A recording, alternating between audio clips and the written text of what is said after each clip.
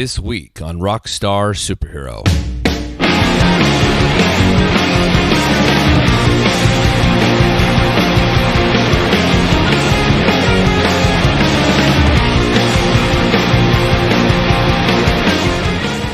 Shun is a uniquely powerful force of four musicians who sort of knew each other accidentally. Almost. For some reason only God knows, the four guys in two different states made a pact to give this opportunity a chance to breathe.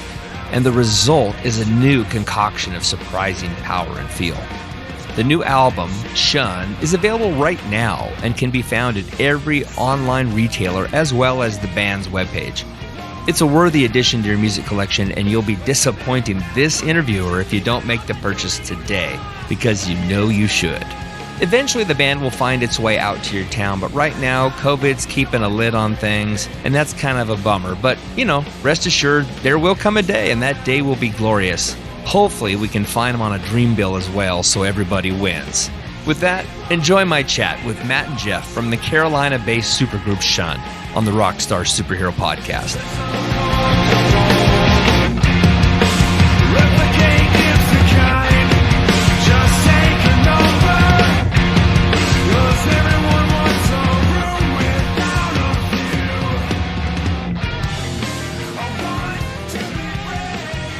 I mean, if we really trace it all the way back, it really kind of starts with the drummer and myself, who both live in a similar area here in Western North Carolina. And, we had a band several years before Matt and I ever met. But then, and that band started from me and Rob just having a lot of hanging out and talking, that we have a lot of similar interests. And he was in a kind of a technical death metal band at the time. And I was playing in a garage rock band at the time. Just kind of lo-fi garage rock stuff. And neither one of us were happy with the music we were doing and what we were writing. And, we just kind of bonded over wanting to do simpler, more, we're not simpler from a garage rock. I wanted, something with more atmosphere, a little bit more technical, or just more kind of desert rocky. Right. And he wanted to just play Clutch. If he would have been happy just playing in a Clutch cover band. We kind of bonded over that. And then we got into a project called Bore, which was very much post-hardcore or post-rock. And then that lasted a couple of years. And then when that split up, the guitarist just packed up and moved to Portland. I was left without a band. And then through a mutual friend connected me with Matt. And I've known of Matt for years because I was a Throttle Rod fan. Yeah, I used to go see them. But we actually have a lot of mutual friends as well. And so I was like, man, doesn't sound like Matt's doing anything. And he doesn't know me really, but I'm going to just reach out to him. And so a mutual friend of ours, Joey Sabrizi, put us in contact. We kind of hit it off. We started Made of Machines. And then the whole time that we were playing in Made of Machines, I was like, I need to get the drummer from Bore and Matt from Made of Machines together. In the back of my mind, I wasn't trying to blow up any projects, but I was just like this, there's something there if I can make it happen. And then ultimately Made of Machines kind of started to fizzle a little bit for multitude of reasons. And then over time, I finally was able to get Matt to come up. The drummer from Bore started jamming with Scott from Chicago. And Matt, Rob was excited about what they were doing there. I was like, well, man, I think I got Matt ready to come and jam. And then once I got Matt and Rob in the same room together, that's when I knew that I was like, this is going to be something. Yeah. So that's the long story. Sorry. No, it's great answer, Matt. Yeah. So that's interesting, hearing that perspective. That's pretty much the way I would tell it as well. But kind of in the background of all that, as Made of Machines was sort of difficult to really take off, like Jeff said, for a multitude of reasons. You know, he had talked about this guy Rob off and on, and about being a great drummer, and he had introduced me, and kind of in the background I would just write songs and just send it to Rob, and he would often send back drums. I mean, sometimes in like 2 hours. I mean, it was rather incredible. Yeah. And I thought, man, this guy is nuts. Like, he's meticulous and doesn't know me from anybody, and he's putting drums to just random stuff that I'm writing. And for some reason, there was a trust factor there. I don't think I would typically trust somebody that I just met like that, but for some reason I felt comfortable with them. And so all that was kind of happening in the background. And then, you know, when Made of Machines kind of fizzled out, and you know, Jeff went back to Asheville, and Rob was playing with this guy Scott that had just relocated from Chicago. And then, like you said, he got me and came up there. And at first, I mean, at least for me, it was just more of a keeping up the chops thing and filling each other out. But then it really started to take shape. And then kind of at the end of 2019, it started to really feel like something. I mean, we were just playing sporadically, or at least all together playing sporadically. And at the end of 2019, we talked about recording a demo just to sort of to see what we had and listen to it without playing it. And we decided to do that. And I think we got together, I want to say it was the very end of February or the very first week in March of 2020. Oh, the timing. Yeah. And so we all played together and recorded the drums. And then Jeff went back a few days later and did some bass this was to 6 songs. And then that next week is when everything just kind of hit this area, and there were lockdowns and quarantining and everything. And so we took another pause, and we decided, you know, so I have a bunch of recording equipment. I have a fair amount of experience with Pro Tools, and Rob and Scott both have a lot of recording experience, and they have stuff. So we said, all right, we'll just finish this stuff at our houses. It's just a demo. How many times do we say it's just a demo? Yeah. And so I recorded my guitar with one amp. I never turned a knob. I mean, however it was set when I plugged it in was how it was. And I put it into my closet, and I had some very accommodating neighbors, I would say. Cranked my JCM 800. And the kind of funny story about that is to mic my cabinet, I tied a microphone to a boot, and I meant to give it an assistant engineer credit on the album. But so that was kind of funny. So we just made do with what we had, and I recorded all my guitars just one right after another, like pretty quick. Wow. And then with vocals, you know, I ended up just redoing a lot of the ideas I had, because when you can actually hear, you know, oh, well, that doesn't sound good. And so I would just we weren't doing anything. We were all working from home and you know, not really going out or anything. So as I had ideas, I would just run upstairs and record it. So it ended up being, you know, making do with what we had, but it ended up being almost a good thing. Yeah. And kind of sat on it for a while. And then kind of in the process of that, I talked to a friend of mine, this guy Mark that plays in that band Lamb of God, and I was talking to him about this, and I was like, man, I wish we lived closer, because I used to live in Richmond, where they're from, because I've got this metal song, and our most metal song, and I was like, man, I hear this solo. It needs to be kind of out of control and kind of technical, but also tasty at the same time, and it'd be cool if you could come over and, you know, tell me where I'm going wrong, because nothing I was doing sounded right. You know, Scott tried some things, and it was all it all would have worked, but it just wasn't quite what we were hearing. And so Mark was like, yeah, just send me the song, and I sent it to him. I didn't really think too much about it, and then he's like, hey, do you mind if I just play on it? And I was like, oh, okay, you know, name a metal guitar player, sure, play in my unnamed band's demo, you know. Sure. And so he did that, and then you know, progress was being made on the rest of the songs, and I sent it to Jay Robbins, who had produced the last Throttle Rod album, and he was into it, and he said, hey, I'd like to mix this. I'm like, okay, but we were kind of thinking these are just home recordings, like we're not embarrassed of them, but this is getting out of control here. But he did a test of a song and sent it back, and we were all just floored. And the way he mixed this, he has a real sense of space, and everything has its place, and he really made the most of the track soup that we gave him.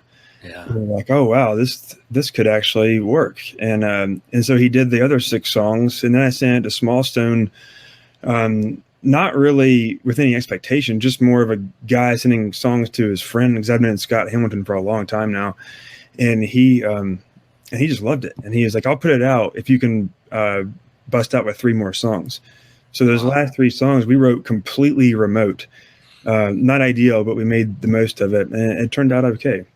Yeah, man. Sorry, COVID. No, that's awesome. COVID has been the thing that has created, right? It's forced so many people to get out of their comfort zone, and Jeff had mentioned, this idea of all these sort of disparate ideas and people coming together, and there's magic that happens because it's supposed to be, right? Yeah. Like you guys talk about Rob, the drummer, me being a drummer, and I listen to it. I hear why you picked him. Right. The way your band sounds makes sense together. And again, when you go back to your friend from Lamb of God, it only adds to the point that I'm trying to make, which is, yeah, it's good stuff. People are going to be attracted to it. And when that guy says, hey, I want to play a solo on it, will you let me? That's like, the stamp, man. That's like Caligula saying in the people of Rome, I'm making this happen. So congrats. Yeah, that's awesome. There's only one answer to that question. When he asks if you want me to play on it. Yeah. There's only one answer. For me, this is hands down the most collaborative band I've ever been in. Like, even if somebody's come forward with the entire bones of the song, everybody in this band has put their stamp on every single song. Yeah. And that's I don't want to say it's new for me. It's maybe a little much, but it is in a way. It is new for you, Matt. Like, when was the last? I mean, for sure. Like, when was the last time you were in a 4-piece band? Oh, yeah, it's been a long time. Right. Yeah. So I think that that's one thing that we've all adjusted to. Like, Made of Machines was a 3-piece band. Bore with me and Rob prior to that was a 3-piece band. And so it's all been an adjustment in writing styles. And I think now it's going to be the big adjustment moving forward is stage volume. Yeah. We're all used to no, man, I always play at this volume, but it's like, no, there's a whole nother guitar on stage now, and so Rob, and so we are ruining sound guys' nights all the time. From last we played a show on Saturday, and the best comment, we had several comments about how loud we were, and one guy said that we what did he say, we pummeled people's ear. I forgot what it was, but it was hilarious. And nice. It's really not cool, I guess, but we could probably bring it down a notch, but it's just kind of Well, but if it has that level of energy to it, it probably makes a lot of sense, even if you're pissing the sound man off. If they have no headroom, yeah, you're loud, but it's cool. I'm cool with it, but I think that probably some people had some ear pain for a few days after that. Yeah, that's the way it works, though. We don't want to drive people out of the venue, Yeah. No. You mentioned Clutch a little while ago, Jeff. Listening to both of you talk, it's almost like you guys were each other's influences. Am I kind of on the right track there? Because look, me from an outsider, it's really hard to come in and say, this is what I hear, because I'm going to put your music through my lens, right? I'm a lot older than you guys. The stuff I was listening to is, mid 80s, early 90s, that maybe be reminiscent of what you do. And yet I don't think you're necessarily affected by those guys at all. Like, I hear Raging Slab in your stuff. I hear 24/7 Spies, which most people don't even know who that is. I hear Clutch, and of course I hear some Winery Dogs, but that's all because these styles of music, there's a there's a dome, if you will, of music that all fits under this sort of blues rock, alt rock category. It makes sense why anybody would hear what they hear, because it is what it is. What are your real influences? Man, I actually really like what you said about it being each other. And it's never been something that we've talked about, but I don't think any of us are good at saying, hey, let's write a song like this. I mean, I don't think those words have ever been spoken. And I don't know, influence. I mean, I think you're kind of on the right track. Thinking about this for the first time, I mean, I think all of us have done enough musically at whatever level to where I'd like to think we have some of our own style. We're not just ripping people off. Yeah. That's sounds really individual to me. Yeah. I mean, there's, I guess, two answers to that question, like what are our influences? Like me personally, I can give you a list of bands for sure that have influenced me, but I think the main reason, after playing with Bohr, Rob and I decided that we were a package deal. Yeah, nice. Rob's not going to play in any other band, and that's how he found Scott, because he was looking for a guitar player, like on Craigslist and all this shit. While I was doing other things to try to create Rob and I's next band, and that's how he found Scott. But at the same time, like after Made of Machines kind of dissolved, I was like, Matt and I didn't have this, hey, we're a package deal thing like Rob and I did, but we really bonded over the songwriting process, because it was definitely like, it was primarily Matt and I doing the songwriting. Gotcha. For Made of Machines. And I think we really gelled well as far as how the ideas that we came up with, and, we rarely had to critique each other's ideas much. We just kind of fed off of it and built, and we're like, man, there's some synergy there. And then I'm over here with Rob, like, dude, there's synergy here too. I need to make this happen. And so once we got, all of us in a band room together, Scott was kind of the outsider, because, there was a connection with the three of us prior to that. But once we got there, I feel like our songwriting, once we got comfortable in the band room together, the influences of our songwriting, not us as musicians, but the influences of our songwriting became each other. It became Rob's drumming style, and like Scott's like melodic style, and like Matt's like super syncopated, crazy time signatures. Fuck you, Matt. His progressive element. Yeah. All of that stuff, like trying to put it all together. Like, I think we were each other's influences on writing this album. Yeah. No, man, it is fantastic. Listening through it, gosh, what is the track? Is it Machina or Machina? It's Machina, right? Machina. Yeah. Okay, yeah. I mean, so I will tell you that's my personal favorite, because it's just got a sludgy, intense feel to it that makes me want to break things. That's just my jam. That is my kind of thing. It just shines through for me. And obviously, Sleepwalking is it seems to be the hit or the single off the record, right? Is that the case? We did a video for it. Yeah. Right. I mean, why did you choose that song to be the one that represents Shun? I don't know. I mean, we hadn't even played a show or anything. And both those songs are two of our most favorites to play. But we thought at the time that Machina was those three. Yeah. Sorry? I said those three songs, because we close shows with Machina. Yeah. Okay. Yeah, and I don't know. We just thought that maybe that was a little out there for the first one, and so we just kind of picked the other. I mean, it really wasn't it wasn't super calculated. Okay, but that's an interesting one that you say, because it goes along with our conversation. I mean, and the way that song started was actually in Made of Machines. And I think I had broken a string and Jeff was just playing, and he kind of had this thing going. And one time I think he messed up and added an extra beat on there. And I was like, no, do that again every time. And then it just sort of was like, he played this riff and then the chorus and then the middle part. And it's like we just bounced off each other. And then Scott came out. And, well, it just never really took shape like we wanted it.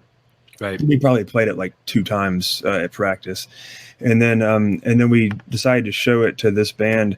And Rob, as soon as he locked in with that first beat, we're like, oh yeah, that's the way it's supposed to be. And then Scott added his dynamics to it, and it was just like it was fully realized for the first time.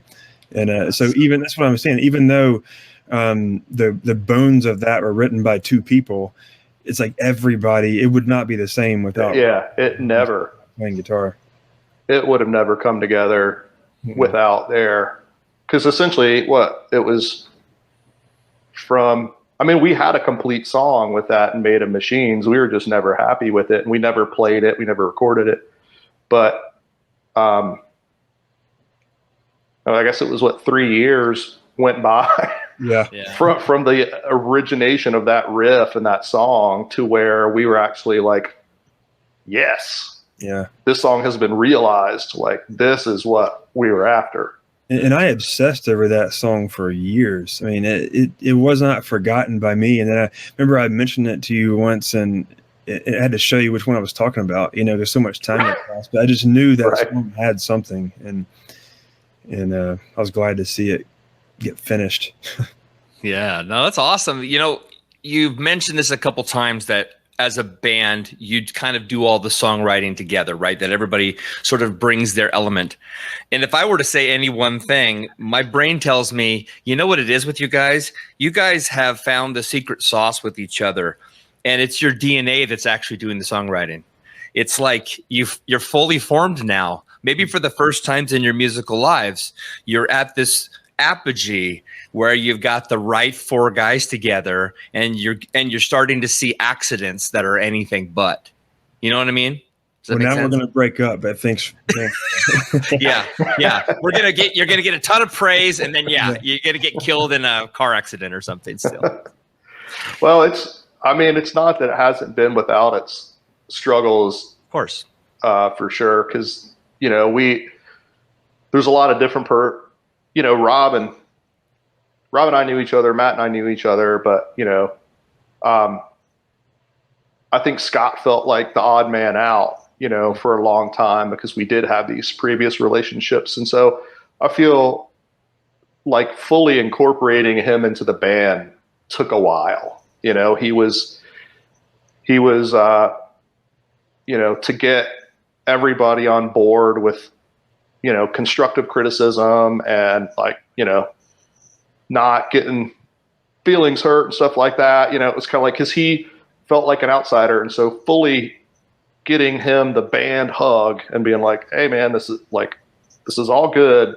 Yeah. You're part of this, took a little while. And I think once that happened, which took a while, but once that happened, it kind of became like things started really rolling really fast, and the collaborative effort and the songwriting just got way smoother once, everybody's confidence that their ideas, were being fully absorbed and fully respected. Right. It really started to take off. And I guess it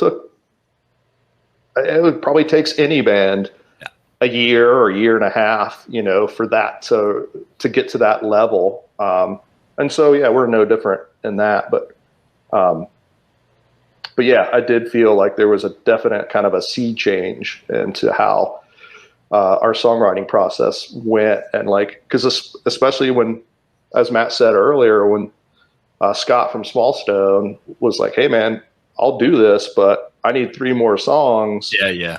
And they need to be mixed and mastered, by the end of the year. And this was roughly a little before Thanksgiving. We were like, God, what? Like, are you kidding? And we can't even get together and practice. And so those final 3 songs were written and recorded and collaborated and recorded, and we had never played them together. You know, one song we had, a wooden house, we had like 70% done, but we changed a whole bunch of shit and about 30% of it. But the other 2 we'd never played together and didn't play together ever until the album had already been recorded and almost released as a band. And so I think that speaks volumes to how we went from like arguing over text messages over how we were reacting to somebody else's ideas on parts to, okay, we need to put all of this shit aside, grow up, right, and fucking write some music because we got a deadline. And I thought there'd be a huge difference. I thought, I was like, man, there's going to be like the 6 songs, and then there's going to be these 3 fillers, right, or something that stands out, and everybody's going to know. Yeah, not at all. Yeah, Sleepwalking was one of those fillers. Really? Yeah. Really? Yeah. Okay. Well, don't tell me the other 2. I like to feel good that this is one big cohesive thing. You know what I mean? I mean, production wise, it certainly sounds like it, right? It doesn't sound like 6 + 3. It sounds like a cohesive album. So you did really well. Whoever mixed and mastered it did a great job. Yeah. Well, that's thanks to Jay Robbins and Dan. Really going somewhere. Yeah. But the other 2 are Undone and A Wooden House. Huh. Those are Sleepwalking, Undone, and A Wooden House are the ones that we pretty much wrote remotely. Okay. Like I said, Wooden House was written largely, but we rewrote a major section of it that required everybody to kind of reimagine the song. So was Sleepwalking the last one written? No, that was the first. This was the first, wasn't it? Okay. Yeah. I've found throughout history, the things that at least I research, that bands that have sort of a breakthrough moment, it's usually that last song that they bring in at the last minute where somebody goes, I got one more, and maybe we should record it because it's special. It seemed to come easy. Mm-hmm. Of all the material you've done, what's the song that you wrote the easiest, that just popped, came together?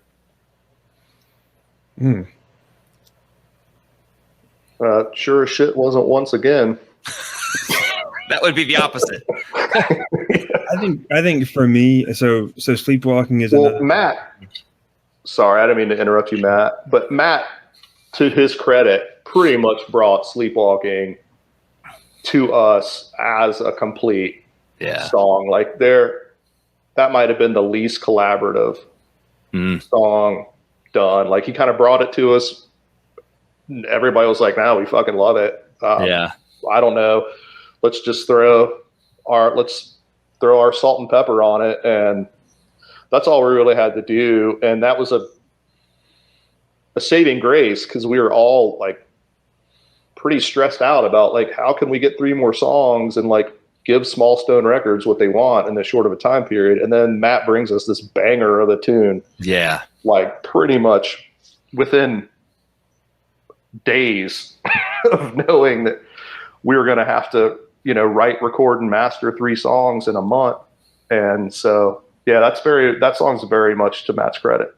Yeah. That song was just one of those ones that just sort of wrote itself. I mean, I think the whole thing, like I spent maybe 5 minutes writing that song and it just sort of. Isn't that something? And then, when I sent it to Rob, and luckily, so I had recorded it to a click track, all of that to Rob. And the very first thing he sent back, and I swear it was maybe 4 hours later, was almost exactly what he plays on there. And I was just like, holy shit. Yeah. That's better than I imagined. Yeah. Isn't that something when you get these great collaborators who just sort of read your mind? They know exactly the direction you want the song to go. But, you said it yourself, Sleepwalking came like that. It was a natural.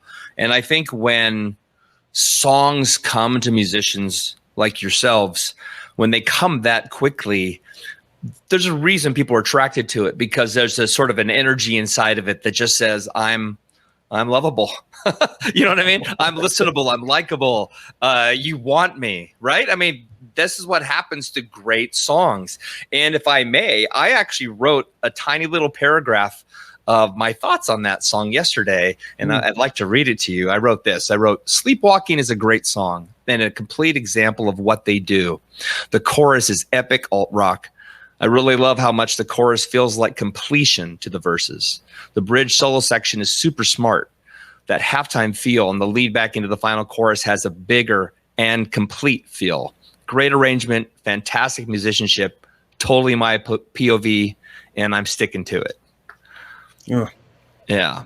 It's a badass song. I mean, it's a badass song. The only reason I say Machina is my favorite is because it's just, I love crunchy, kind of angry, pissy, sounds evil. This is my jam, you know? Yeah. Well, it's funny that you say that it's a complete, picture of, what we do or who we are as a band. That's actually how we ended up with Run as being the first song to be released, because we felt like that was a more complete, because of I think it had more elements, where it was like we felt that Sleepwalking is kind of like post-hardcore, start to finish, with some killer kind of like breakdowns. But like Run had this, like, went from like an audio slave style intro into a alt rocky kind of a chorus, but then and that chorus, or the chorus was like that stoner rock, total stoner rock, like Totally. And then it went into this atmospheric kind of a bridge, to where it was like, spaced out, and the bridge itself has 3 parts, I think. And then just like hammers you down on that same stoner riff to close it out, but slower. We're like, that's got so many aspects. We thought that might be the very first thing to introduce people to, because at least maybe one aspect of this might catch their ears. Right. And then we thought like Sleepwalking was such a drastic change to that, because it was so driving and had that kind of post-hardcore feel that we're like, it shows range. Yeah. These two songs show range. Yeah. And I think that was like kind of our thinking going into that. And that's why you did the 1-2 on the record too. Production wise, you said, we're putting this song first, this song second, so everybody gets a complete taste of Shun right off the bat. Yeah. Yeah, and I think like Jeff said earlier, it takes a while to know what the band is. And I didn't know how to write for this band. I was still trying to figure out what we were. And I think by the time Sleepwalking rolled around, then I was comfortable saying, yeah, this makes sense for this band. Yeah. Because at first it was just sort of, I don't know what this is. Not that it all has to have a theme, but it does. You want to have an identity. And it took a while for us to find that. Yeah. Oh, it's good stuff. Hang on, I'm going to sneeze. Everybody in the podcast is going to hear me sneeze. Oh, my God. It's just sitting there and sitting there and sitting there. I'll sneeze some other time. So the album came out in June, right? Mm-hmm. So congrats on that. What kind of response and feedback are you getting from, fans, new listeners, critics? What are people telling you about the record? I mean, it's been overall pretty positive, more so than I ever thought. Nice. Personally. That's good. And we've only played a handful of shows. What have we played? 4 now? Well, 3. Yeah. One was inside a record store. So 3 kind of club shows and 1 record store. But knock on wood, we've had really good attendance, really good crowds, and people seem interested in the merchandise and things like that. So yeah. I don't know. I guess I'm a little surprised, pleasantly surprised. Yeah, well, I mean, it's a good kind of surprise. Yeah, sorry, Jeff? No, I was going to say I was going to let Matt answer that because his experience speaks more than mine because I've never released music under a label before, and Matt has for, what, a decade and a half or so. So, right. What his feedback on how the album's being, for me, it's like, wow, anything's better than what I've done. I mean, I've recorded and released albums for ages, but nothing's been globally released, under a label, where Matt's done that a million times. So his insight into that is far more important than mine. I feel like it was great, but I don't have anything to compare it to either. For me, it's the little things. Like it's never not awesome when somebody in the Ukraine or sends you an email about how it resonated with them, and it's mind-boggling that you can make music in the Carolinas and somebody in Chile or somewhere is going to hear it and enjoy it. That's just kind of icing on it all. Yeah, it's the best part about the music business today compared to, say, 30 years ago when you had to have a big label deal, and you had to do a ton of touring. And even then you were going to get lucky if you got a supporting opportunity, right? Where nowadays anybody, anywhere with access to a computer can get your music. The problem with that opportunity is the diversity range is so wide. You get lost in the shuffle unless you have tons of great promotion and lots of great material and a rabid fan base that actually cares. So it's so cool. I mean, I think the key to all of this, is, I hate to say it, but it's organic. When you get down to it, you either write great material or you don't. And you guys write great material. You just need time behind you. Everything will come together. And it seems to me, again, from an outside perspective, that you guys have all been in all these other things. You've done all these other things over the years. You're established, you're wise, you're experienced. And now you finally get to be in a band, maybe, that completely, that completes the picture, that really releases you to be seen and heard as the artists you are. So what's your takeaway on that? I feel you hit the nail on the head. That's how I feel as a musician. Like, I've been in a million bands, maybe not really a million, probably a few less. 100. I don't know, 800,000, something. Sure. But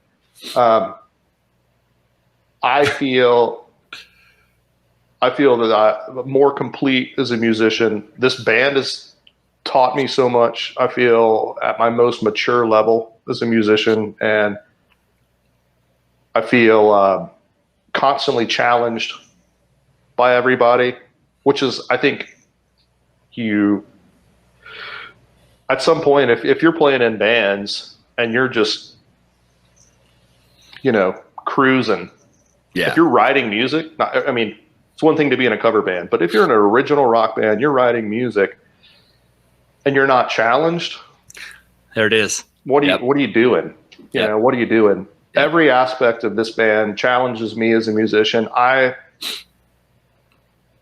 from an artistic standpoint, have been the most satisfied in this project of anything I've worked with. And I hope it continues. I'm very thankful for this group of guys. Yeah, man, the key to life, Jeff, is what you're saying. If it's easy, you're probably doing something wrong.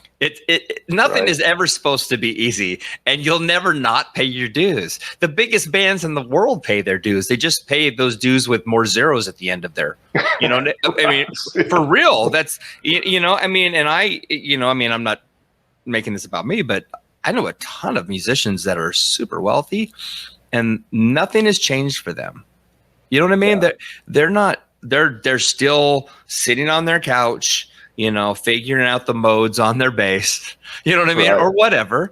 And, they're constantly practicing, keeping themselves warm, and they've come into an agreement with their family or their friends that this pursuit is a requirement. This isn't about fun. This isn't about changing the world. This is about almost like a demon. The idea that you have to go do this thing because it's embedded in you. You have to play music. You have to write songs or you'll go crazy.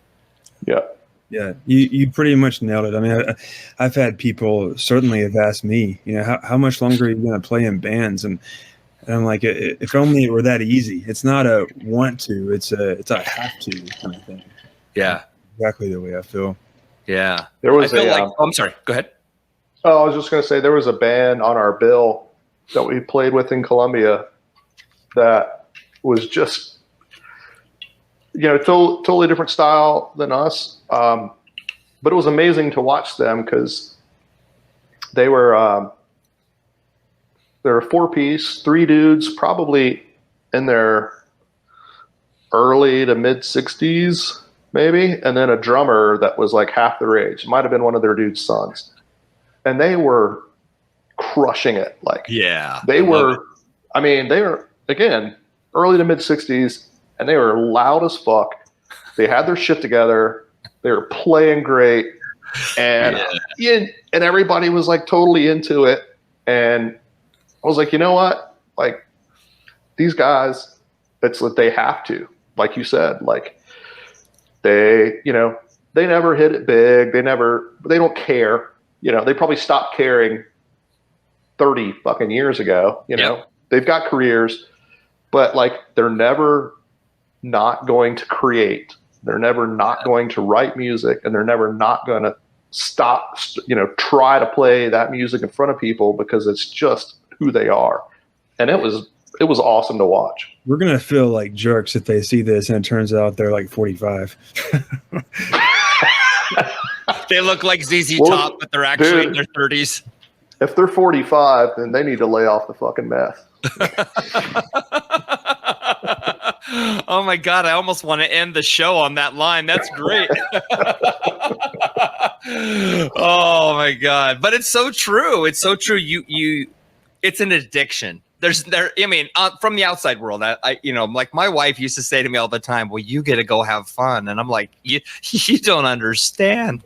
This is I am a crazy person. Like I'm barely functioning because when I lay in bed, I'm thinking about that song, and I'm going to be thinking about it when I wake up in the middle of the night to use the restroom. I am a crazy person, and I think most artists are. You guys are so passionate. You've done a million things. You've been all over trying to put something together that maybe catches a little bit of fire, and now you're finally in that spot. So congratulations for fighting the good fight. It's badass. Thanks. Yeah. Thanks, Rob. Yeah. Before I let you go, who created the album cover? Because I really like it and I have some questions about it. So do we. Yeah. So I'm always very nervous about destroying his name. So W's are V's in German. Okay. Alexander von Wieding. Yes. Thank you. Okay. So this guy has done a lot of stuff for Small Stone and for other labels. He's done really cool stuff. Like he did some of the Monster Magnet stuff. Okay.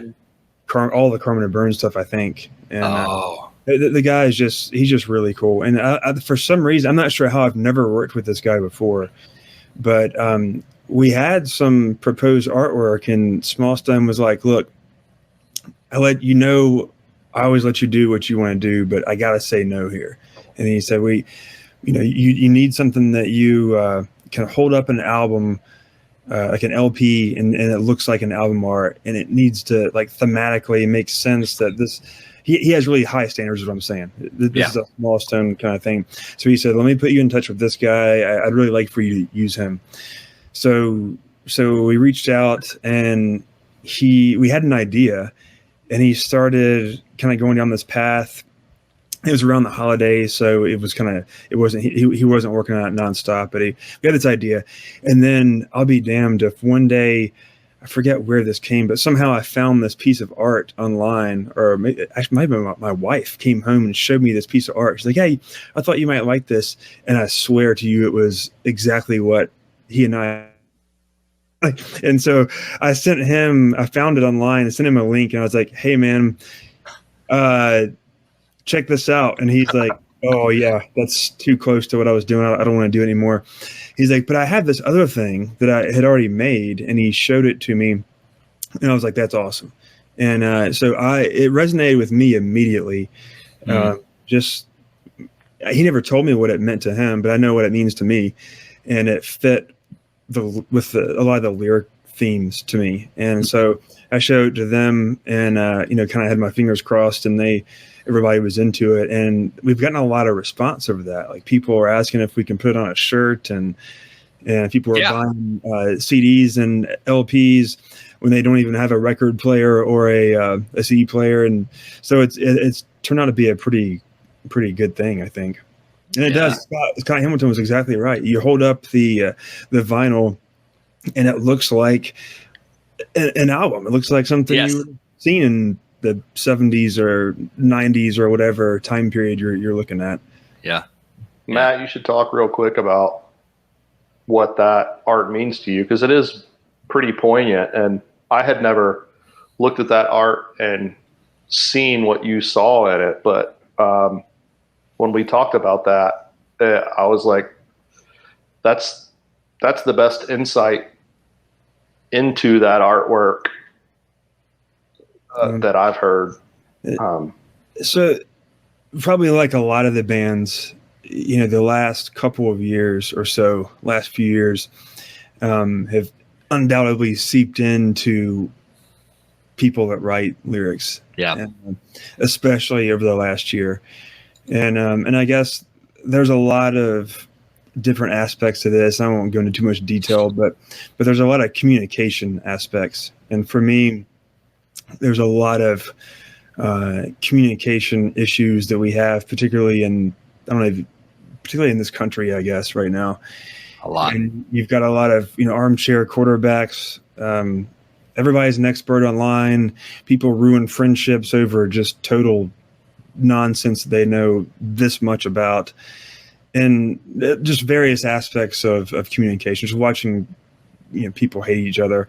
And to me, it was about that. And I saw this artwork, and you've got these two, whatever they are, robots, whatever, and one's screaming at another, and the head's exploding and everything. And to me, that was just, that's what it meant to me.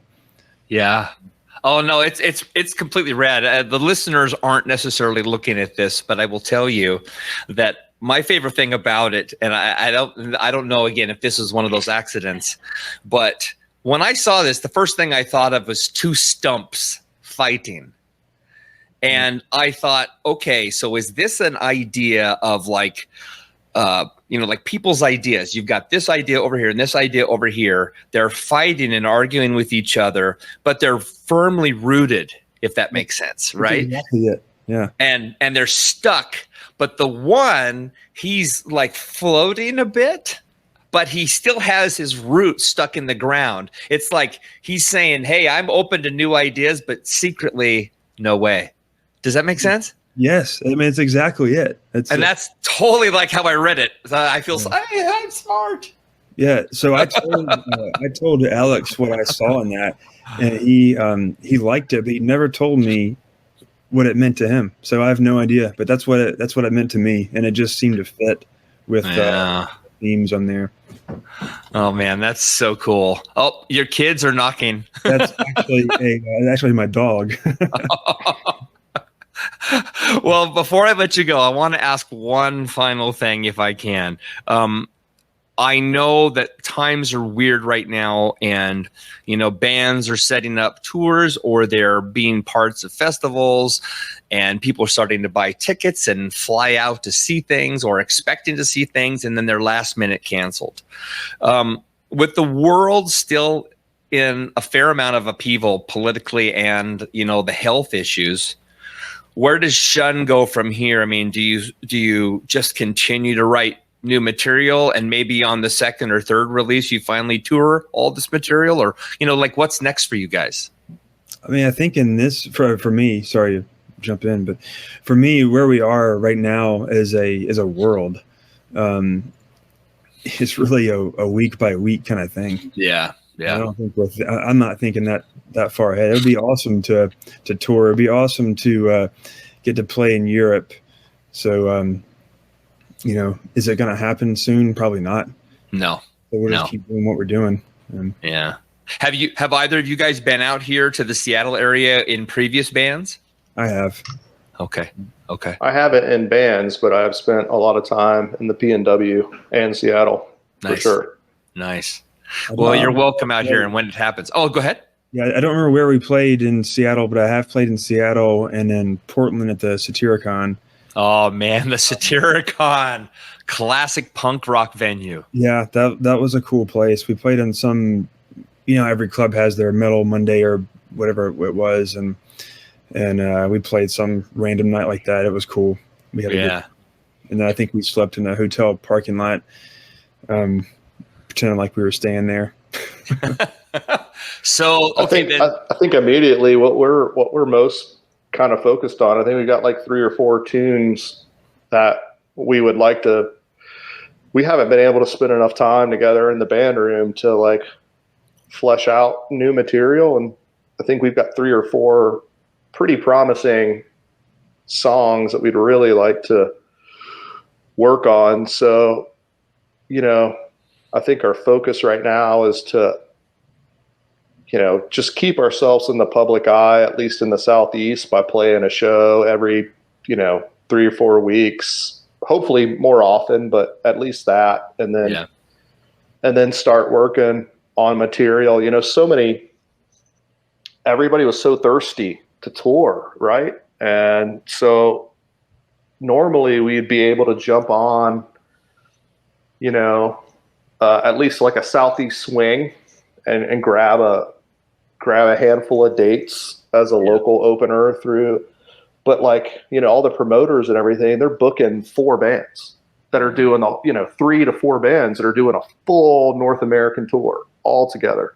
Yeah. So it's difficult to, jump on some of that stuff because everybody's willing to commit to full North America. And we're, 2 of the guys have got kids and, we just aren't in a position to do that, So hopefully maybe come next year, once all of maybe things get back to normal-ish, and all this this initial round of touring calms down, then we'll be able to jump on, a string of dates here and there to get ourselves a little bit more live exposure.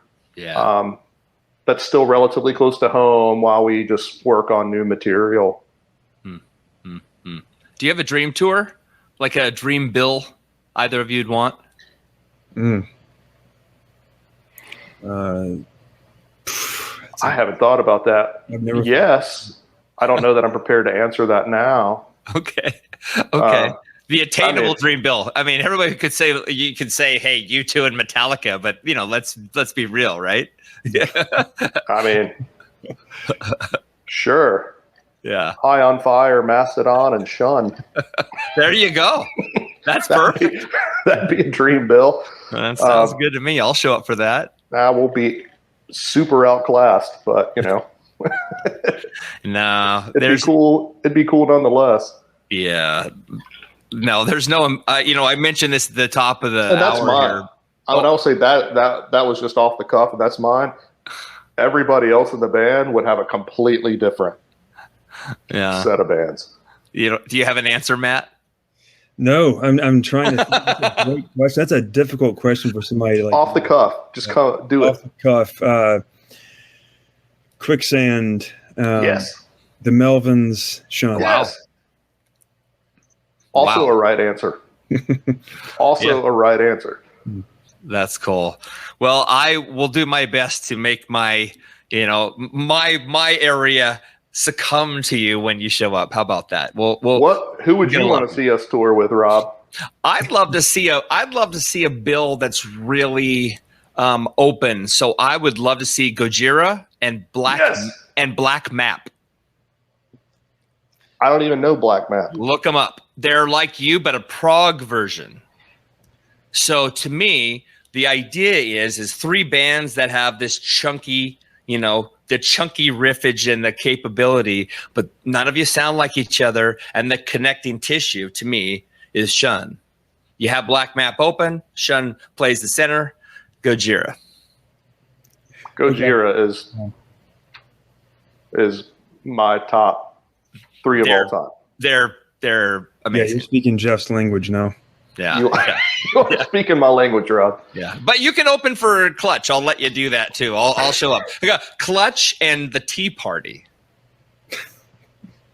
I don't know the Tea Party. Oh my God. Oh no, come on now. You're just too young. That's all it is. I'm just an old fart. So. I'm 46. I'm not really super young. Yeah. Guys, I thought you guys were like in your early 30s. No. Yeah, I'm 31. Are you? Oh, okay. Well, you look 31. Very handsome, Matt. All of us are 46 except for Rob, who's like 34. Jeff's drunk. Don't listen to him. I'm not drunk. I'm drinking.